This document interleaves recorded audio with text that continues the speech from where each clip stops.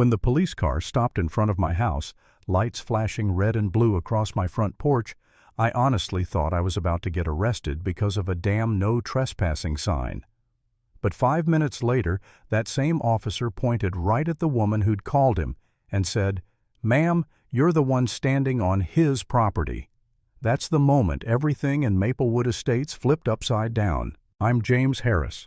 I bought this house 2 years ago, quiet street, big oak trees, a little pond out back where my dog Daisy likes to chase ducks.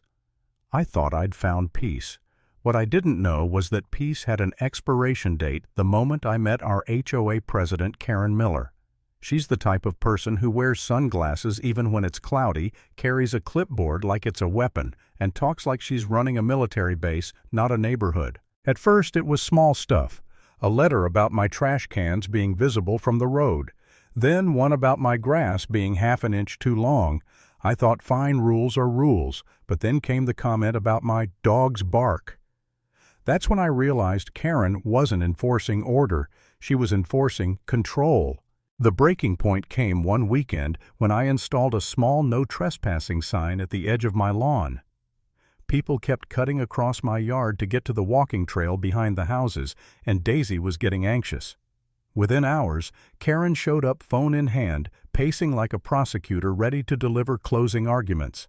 "Mr. Harris," she snapped, "that sign violates HOA regulations." I told her calmly, "My property, my sign." Her voice rose an octave. "That's public access. You don't own that strip of land." "Actually, I do," I said. "It's right there on the deed." But she was already dialing 911. By the time the police arrived, neighbors were peeking through blinds like it was a live TV show. Karen went full drama mode. "Officer, he's threatening the neighborhood's appearance. That sign is illegal." The cop raised an eyebrow, checked his tablet, then slowly turned to her. "Ma'am, he said you're standing 3 feet inside his property line." Her mouth dropped open. I'll never forget the silence that followed, like someone had just hit pause on reality. The officer looked at me, shrugged, and said, "You're good to go, sir." He got back in his car and left her standing there frozen. I thought that was the end of it. I even laughed about it later with Daisy while tossing her a treat. But a few days after, a different officer knocked on my door. He looked uneasy, said he'd been sent to inspect a complaint about an illegal structure. He pointed toward a gray metal mailbox, one I'd never seen before, planted a few yards into my lawn. It had the HOA's logo on it. That's when it hit me. Karen hadn't just crossed a line. She'd built something on my land. I followed the officer outside. "That's not mine," I said. He nodded. "Yeah, that's what I figured. Want me to make a note of it?" I just stared at the mailbox. My name was on the property deed. The HOA had no legal right to install anything here. Yet there it was, a small, smug symbol of power right in my face. The next week was chaos. HOA emails started flooding my inbox, fines for non-compliance, threats of legal escalation. Karen must have typed those with steam coming out of her ears. I tried ignoring them. I tried being reasonable, but it just kept coming. And somewhere between the 3rd and 4th notice, I started to wonder if she was right. Maybe I was making a big deal out of nothing. Maybe it'd be easier to just give in. That night I sat on the back porch, Daisy asleep at my feet, the pond reflecting the moonlight. I actually thought about putting the house up for sale. I hated what this place had become, constant tension, the fear of another letter in my mailbox. But then Mr. Peterson knocked on my door. He's an older guy, been here longer than anyone. Carried a manila folder under his arm. "James," he said, "you're not crazy." They tried the same thing on me years ago. I recorded some of their meetings. Inside that folder were audio files, meeting minutes, and copies of complaints. One line stood out, Karen's voice, unmistakable. "We need to make an example out of the new guy. Keep everyone in line." That was it. That was my turning point. I called a property lawyer the next morning. We pulled every file, every map, every county record. Turns out my home was technically outside the HOA's boundary. Karen had been issuing fines to someone who wasn't even under her jurisdiction. Worse, those structures they'd installed. The mailbox, the irrigation pipes, even part of their sprinkler system all ran under my yard, without permission. The lawyer's eyes widened.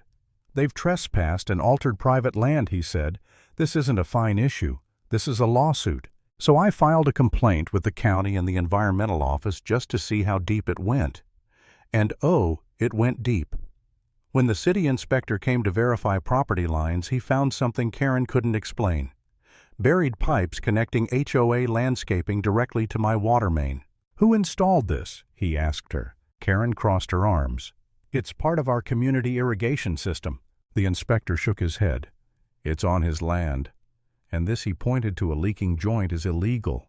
The next thing I knew, the ground crew was digging. Water and sludge poured up through the soil. People came out of their houses filming with their phones.